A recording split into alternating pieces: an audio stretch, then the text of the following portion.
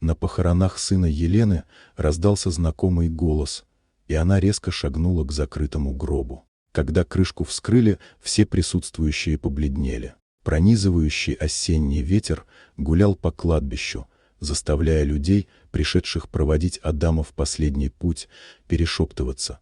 Скорее бы отпели и помянули домой. Лишь Елена стояла у гроба, словно вросшая в землю. Она не ощущала ни холода, ни сырости, ни того, что зонтик сдуло ветром. Боль рвалась изнутри, накатывая волнами, каждая из которых грозила разорвать сердце и разбить мир на миллионы осколков. Елена не отрывала взгляд от крышки, под свинцовой пломбой лежал ее сын, ее смысл жизни. Она никогда не видела его в последний раз. Так положено, так лучше убеждали ее люди, что теперь торопились к священнику. Но может ли существовать лучше, когда все уже кончено? Рядом стояла молодая женщина Виктория. Черный траурный наряд подчеркивал ее тонкие черты и хрупкую бледность. Она иногда вытирала слезы, но взгляд ее упрямо скользил мимо гроба.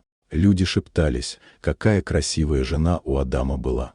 Молодая и вдова несправедливо. И тут же добавляли, пора заканчивать, а то Елена и сама рухнет рядом. Но мать не слышала ни слов, ни дождя. Перед глазами мелькали воспоминания.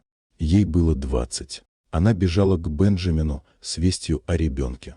Дверь открыла чужая девушка в его рубашке, а сам Бенджамин выглядывал из-за плеча с насмешкой, будто все заранее разыграл. Потом была родная деревня, работа в школе, сваты, которых Елена отвергала. Чужой мужчина может обидеть ребенка. Весь ее мир — Адам. Он рос спокойным и внимательным, держал слово, мечтал о море и поступил в университет водного транспорта. Закончив с отличием, стал помощником капитана дальнего плавания.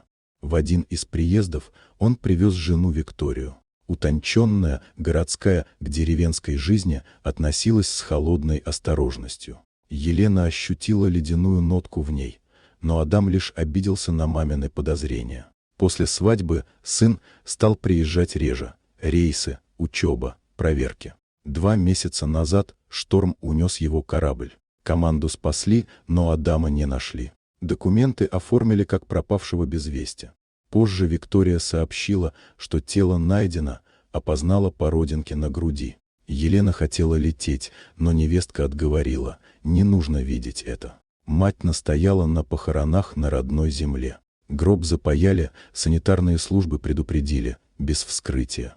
«Мать, пора!»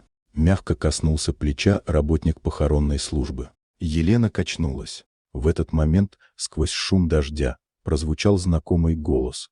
«Люди, кого хороните?» Толпа замерла. На кладбище стоял промокший мужчина в ветровке с щетиной и грязными ботинками.